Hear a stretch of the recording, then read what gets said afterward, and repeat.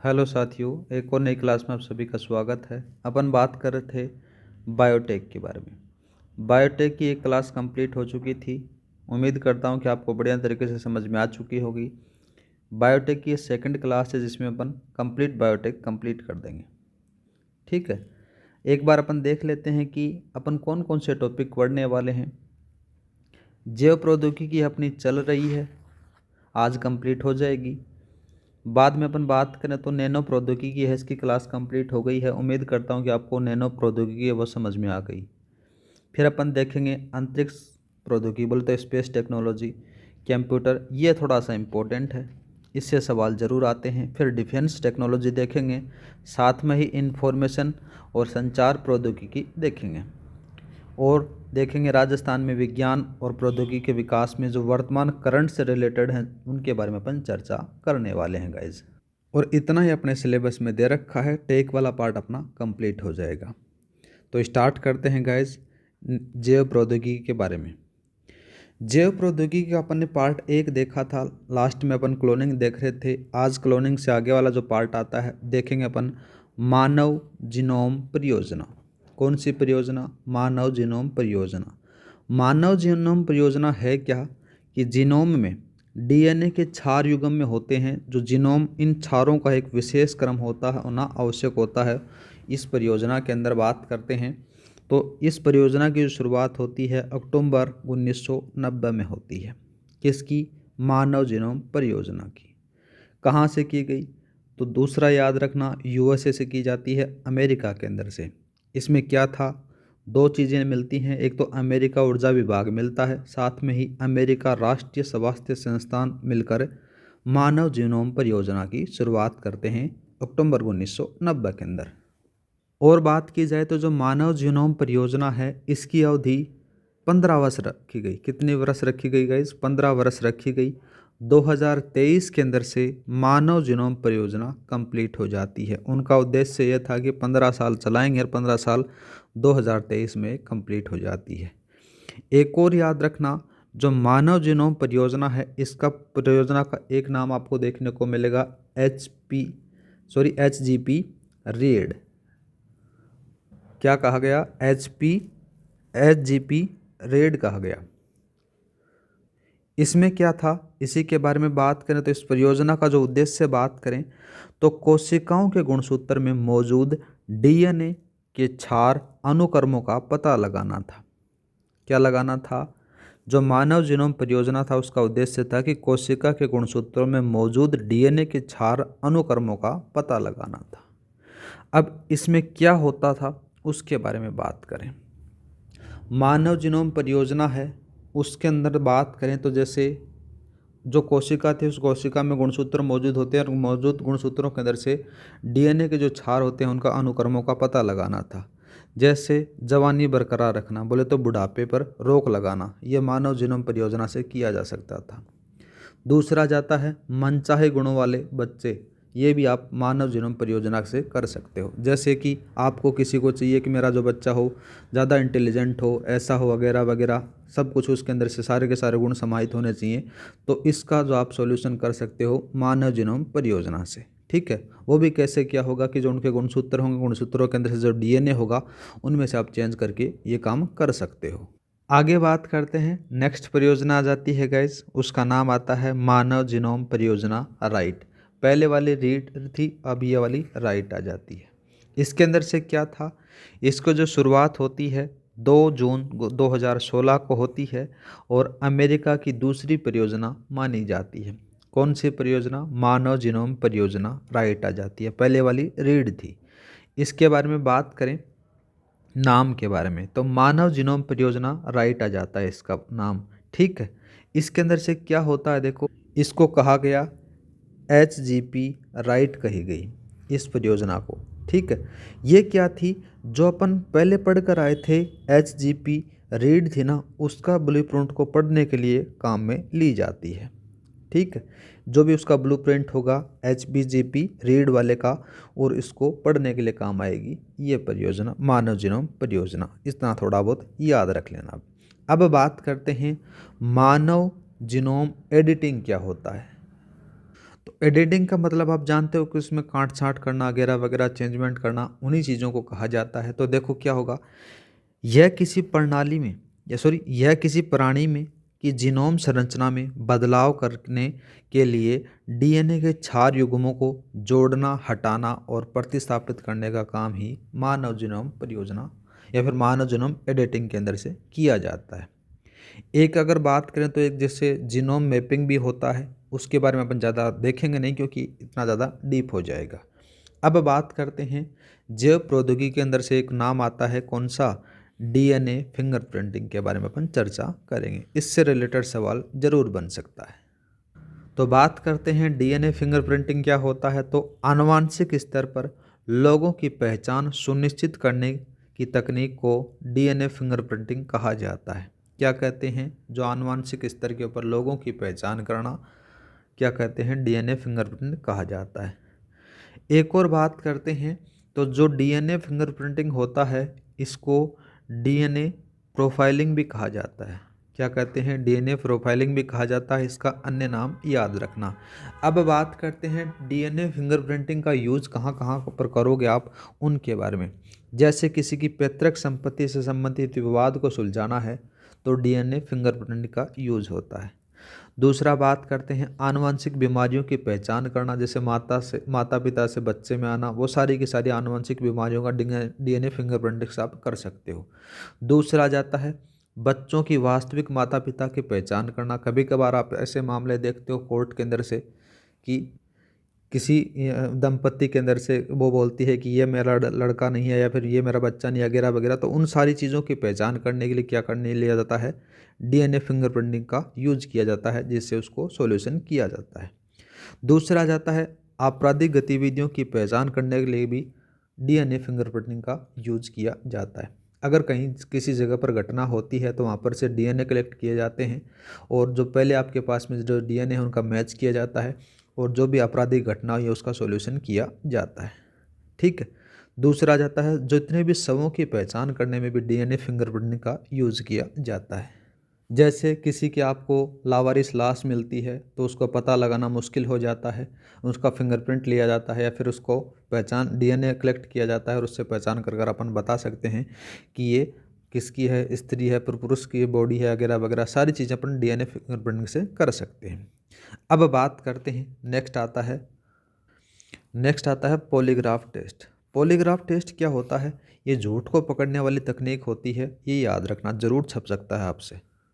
और इसमें होता क्या है पॉलीग्राफ टेस्ट के अंदर से, तो पॉलीग्राफ जो टेस्ट होती है वो झूठ को पकड़ने वाली तकनीक होती है, जिसमें आदमी के बातचीत के कई ग्राफ को एक साथ बनाते हैं।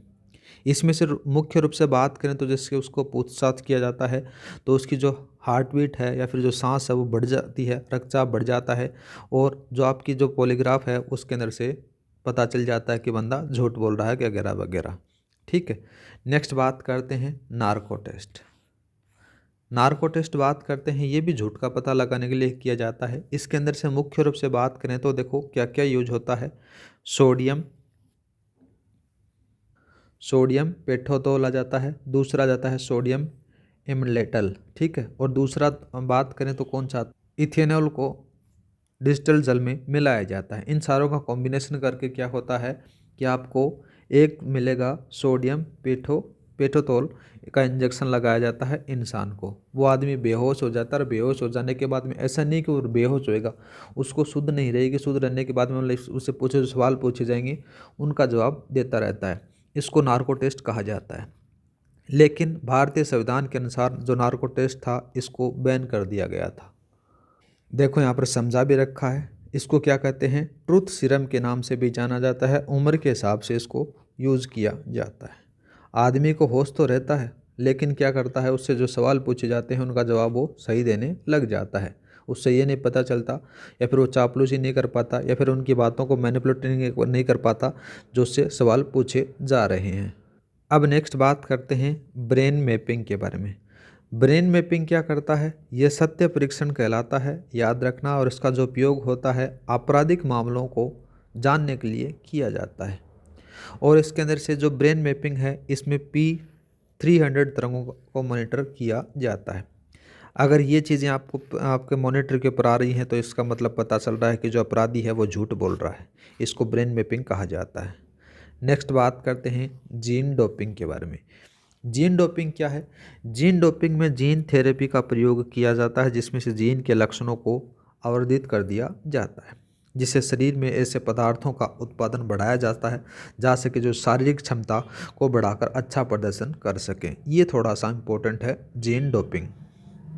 अब बात करते हैं तो डोपिंग के में शामिल जो दवाइयाँ होती हैं उन्हीं के बारे में।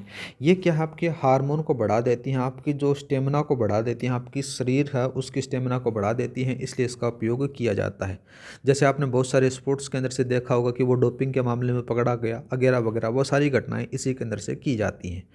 सबसे पहले बात करते हैं, एक का नाम आता है स्टेरॉयड। स्टेरॉयड के अंदर से क्या होता है कि डोपिंग में आने वाली दवाइयों को 5 श्रेणी में रखा गया है, जिसमें से स्टेरॉयड होती है वो सबसे आम बात आ जाती है और हमारे शरीर के अंदर से स्टेरॉयड पहले से पाया जाता है। लेकिन कुछ पुरुष एथलीट होते हैं, वो क्या करते हैं, अपनी जो मांसपेशियों के अंदर से बढ़ाने के लिए इसका यूज़ करते हैं। दूसरा जाता है उत्तेजक पदार्थ। उत्तेजक पदार्थ के अंदर से आपने बहुत बार देखा होगा।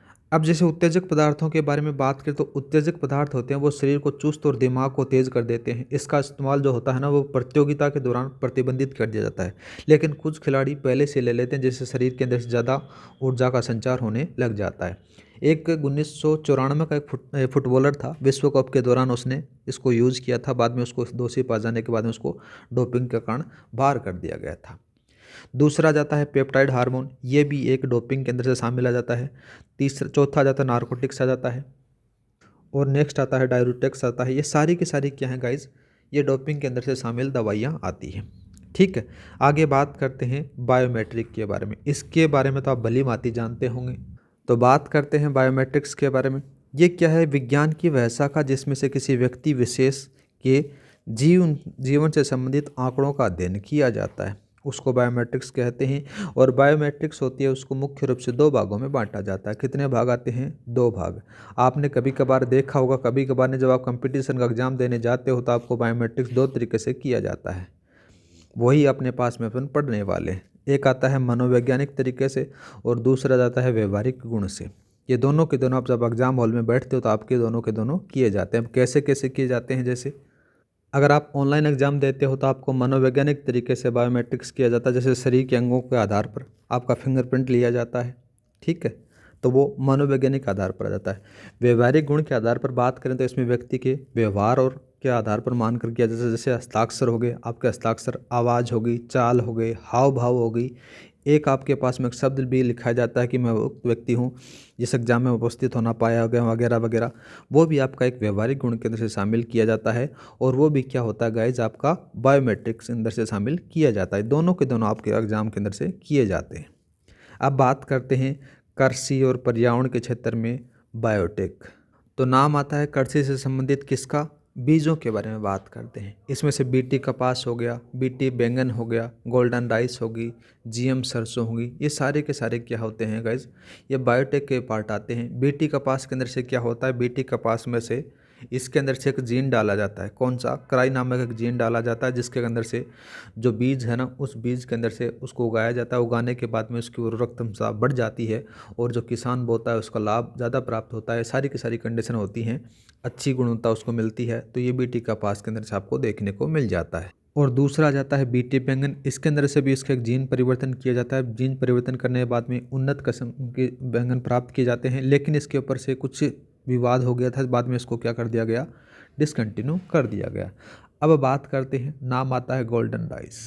ठीक है, कौन सा आता है? गोल्डन राइस के बारे में अपन चर्चा करेंगे। तो क्या होता है गोल्डन राइस, उसी के बारे में बात करें तो गोल्डन राइस होता है ना, वो ओराइजा सेटाइवा का एक किस्म होती है जिसमें से प्रो विटामिन ए प्रचुर मात्रा में पाया जाता है।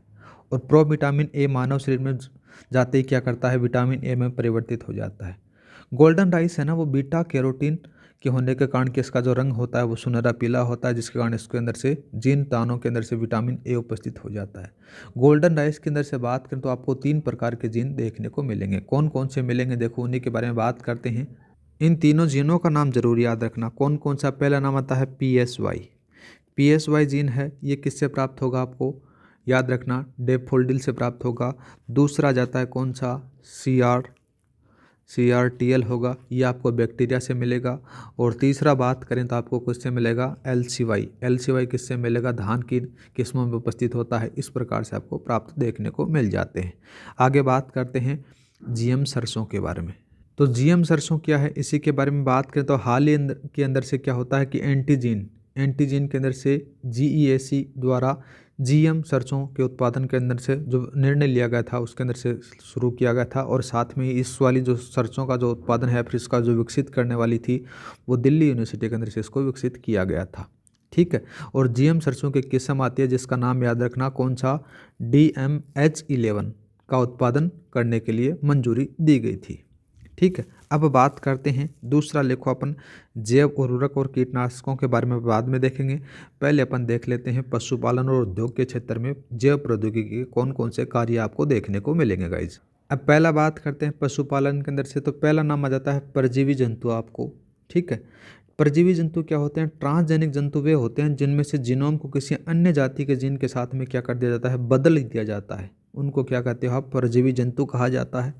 ठीक है। या फिर आप ये कह सकते हो कि ऐसे जंतु होते हैं जिनके अंदर से DNA में कोई थोड़ा बहुत चेंज करने के बाद में या फिर कोई दूसरा बाह्य जीन से उपस्थित होने के बाद उसमें डाल दिया जाता है, उसको ट्रांसजेनिक एनिमल कहा जाता है, फिर परजीवी जंतु कहलाते हैं। ठीक है। जैसे अपने पास में बहुत सारे आजकल देखते होगा आप, चूहे हो गए, खरगोश हो गए, भेड़ हो गई, गाय हो गई, वो सारे के सारे अपन प्राप्त करते हैं वो सारे के सारे ट्रांसजेनिक एनिमल कहलाते हैं। ठीक है गाइस। या फिर अपन बात करते हैं जैविक उत्पादों के अंदर से, इसके अंदर भी आपको एक रोजी नाम की गाय देखने को मिलती है और उसके अंदर से जो दूध होता है उसके अंदर से मानव अल्फा लेक्टोडेसिम प्रोटीन पाया जाता है। ऐसे बहुत सारी चीज़ें आपको जो देखने को मिलेंगी। अब बात करते हैं जैव उर्वरक और कीटनाशकों के बारे में।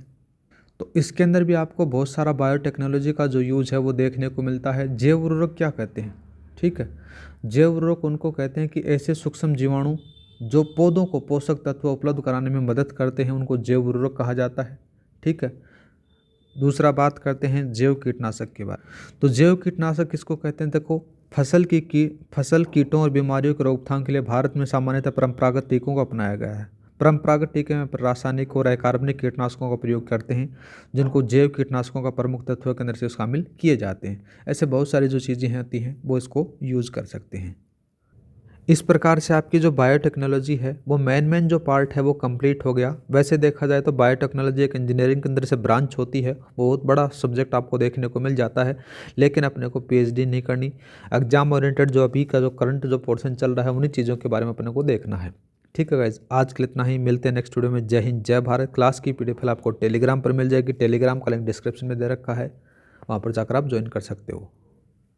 क्लास अच्छी लगी हो तो लाइक और सब्सक्राइब करना न भूलें।